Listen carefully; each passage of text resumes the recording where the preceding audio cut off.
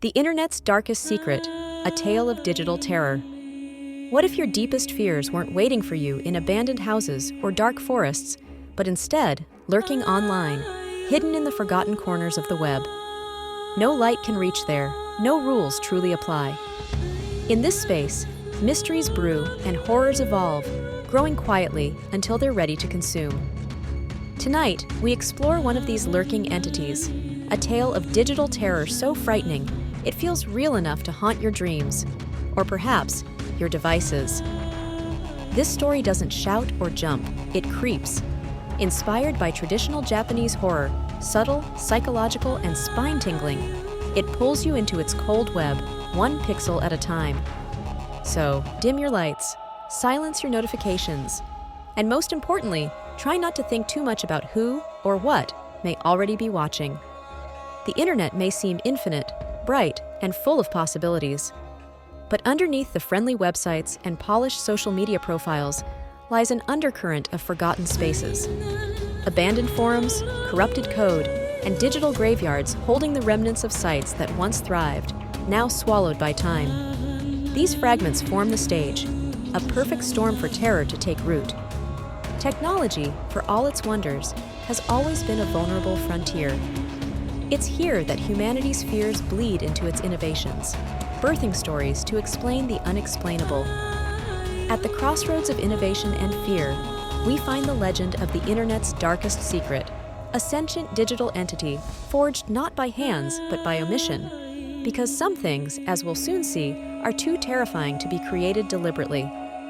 It begins as a whisper, a corrupted link in an email, a forum post that vanishes after you've read it, an image file that you can't quite delete.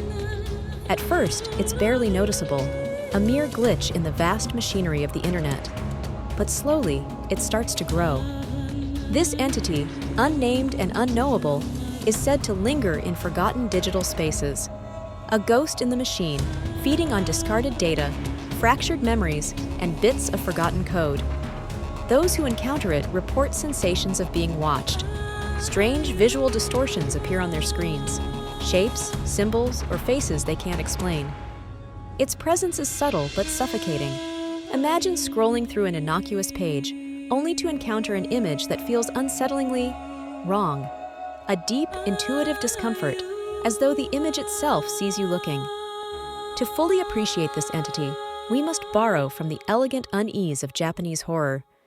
Unlike Western horror's loud shocks and gore, Japanese horror creeps under your skin, settling deep into your psyche. It thrives on subtlety, shadows stretching too long, spaces too quiet, faces that linger out of place. The internet is the perfect host for this kind of dread. It's vast, yet claustrophobic, impersonal, yet intimate. Like the tape in The Ring or the Curse of Ju-on, there's an inevitability to digital horror that feels suffocating. Once the entity becomes aware of you, there's no running, and on the internet, there's nowhere to hide. To understand where this legend came from, we must explore the dark corners of the digital world. The internet is littered with dead zones, abandoned pages, memory fragments, and pieces of data that no longer belong anywhere. These spaces are the haunted houses of the web, shrouded in digital dust and decay. What's unsettling about these places is not just their neglect, but the idea that they exist without human oversight. Strange things happen in these forgotten spaces. Files corrupt, strange errors occur, and occasionally, something new emerges, unpredictable and unknown. And it's here, some say, that the entity was born. At its core, the entity symbolizes our growing unease with letting technology run unchecked. What happens when machines are left to their own devices, creating things we don't fully understand? What lurks in the files we can't delete, the software we can't decompile? Even real-world phenomena, like cryptic hidden messages in old computer programs or unexplained glitches, add to this sense of unease. This creature takes those fragmented fears and makes them whole, a sentient form of technological anxiety we can finally name, if not control. The terror isn't dramatic. It's quieter than that, more personal. The entity doesn't claw at your face or haunt your home. Instead, it works its way into your fears. A file you thought you deleted reappears. An email you swear you didn't send is found in your outbox. Or worse, something appears on your screen that you know, deep down, shouldn't exist. The legend claims that prolonged exposure to the entity drives its victims to obsession. They chase answers, delving deeper into the web's shadows until they've left the safety of what we call reality. To reimagine this story for our video, we turn to the cold precision of AI. The imagery here is not chaotic but fixed, deliberate in its consistency. The entity remains unchanging in appearance, its form both haunting and mesmerizing. Its design, formed through eerie touches and subtle distortions, isn't overly grotesque, because true terror isn't in what is shown, but in what is implied. A silhouette framed against static, eyes that aren't quite aligned. These create questions we'd rather not answer. The sound design is minimal, no sharp stabs or wailing violins, just an unsettling hum and dissonant tones in the background, faint enough to be noticed but never enough to overwhelm. At moments of silence, the absence of sound becomes a character on its own, amplifying the dread. This approach mirrors Japanese horror techniques. The fear grows in the gaps, and what you hear, or think you hear, becomes much scarier than anything spelled out for you. Ultimately, the entity reflects our vulnerabilities, fears of obsolescence, forgotten memories, and a growing reliance on the systems we don't fully control.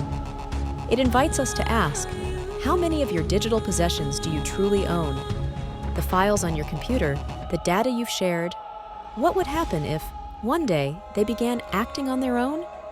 What if the machine remembered something you had long forgotten, and it wanted you to remember too? Much like ghost tales told around a fire or whispered myths passed through generations, the internet is the perfect breeding ground for modern folklore. But unlike past stories, which stayed rooted in the physical world, digital myths exist in a place that's global, infinite, and unreachable. This legend adds to the growing collection of internet folklore, chain emails, creepypastas, and urban myths brought to life in a digital age. It evolves with every telling, remixing itself in the minds of those who hear it and continue to share it, just as we do now. The internet is young by the standards of human history, its deepest places still untouched.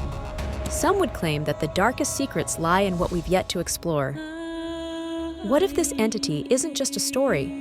What if it's the beginning, a sign of what happens when something gains sentience in realms we barely understand? And what if right now, by simply watching this video, you've already become part of the story? In horror, much is left unsaid, and this story is no different. There will be no sweeping conclusions, no satisfying endings. Not because it's incomplete, but because it's still happening, right now, right here. The question is, when you close this video and turn off your screen, will you truly be alone?